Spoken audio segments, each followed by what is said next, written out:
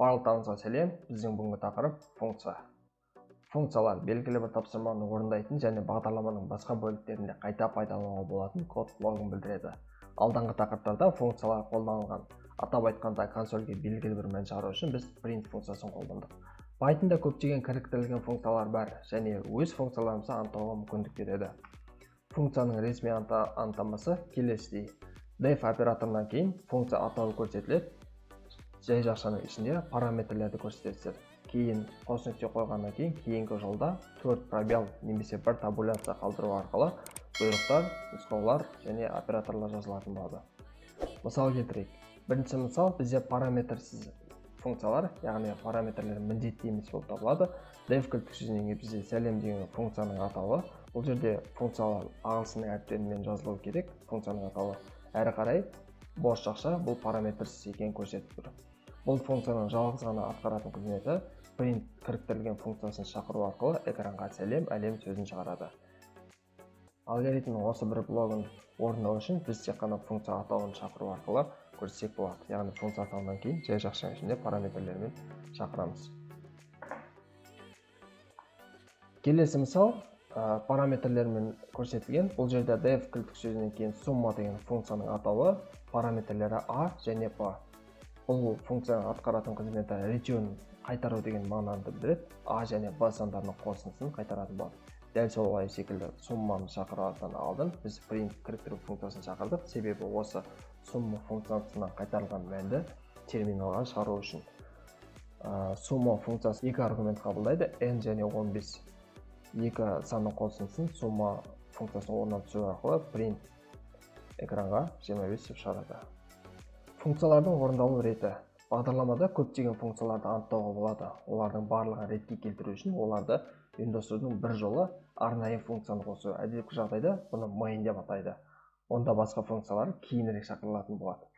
Мысалы көрейік, параметрсіз және параметрлі функцияларымызды мысал ретінде қарайық.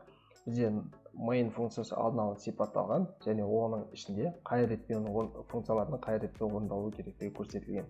Ең соңында программаның соңында main функциясын шақыру арқылы біз қай функция нешінші болып орындалуын көрсетсек болады. Әдепкі мәндер функцияның кейбір параметрлерін функцияны анықтаған кезде олардың әдепкі мәндерін көрсету арқылы міндетті емес ете аламыз. Мысал ретінде қарайық, def кілттік сөзінен кейін summa атауы a параметрінің әдепкі мәні 0-ге тең, b 0-ге тең. Яғни біз a және b параметрлерін көрсетпесек, ол әдепкі жағдайда 0-ге тең болады. Return кілттік сөзі екеуінің қосындысын табады. Бұл жерде print функциясының ішінде орнатылған, яғни summa 10 дегеніміз позициясы бойынша 10 a деген a параметрінің ішіне 10 сақталады. b параметрі әдепкі жағдай бойынша 0-ге тең, 10 мен 0-дің қосындысы экранға 10 деп шығарады. Аталған мысалдарда функция шақырылған кезде функция параметрлер позиция бойынша берілді. Бірақ мәндерді параметрлерге атау бойынша беруге болады. Ол үшін функцияны шақырған кезде параметр атауы көрсетіледі және оған мән беріледі. Мысалы, def summa a және b. Мысалы, summa функциясында a және b параметрлері басқа нақты қай мәнді алу керектігін көрсеткіміз келсе, параметрлерге мән беру кезінде біз сол параметрдің атауын анық түрде көрсетуіміз керек. Параметрлердің саны белгісіз болған жағдайда біз жұлдызша таңбасын қолдансақ болады. Жұлдызша таңбасының көмегімен мәндердің белгісіз санын беруге болатын параметрді анықтауға болады. Бұл функцияның нақты қанша мән қабылдайтынын білмеген кезде қолдануға болады.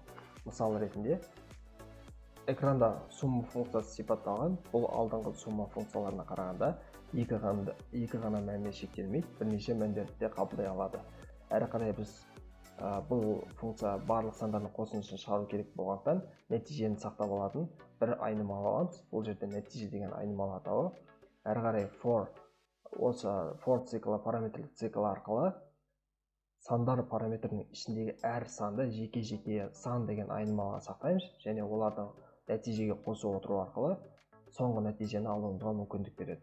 Print функциясы әрі қарай summa тең деп экранға сандар тізбегінің нәтижесін шығарады. Алғашқы summa функциясын шақырған кезімізде бізде экранға 45, кейінгісінде 15 шығады.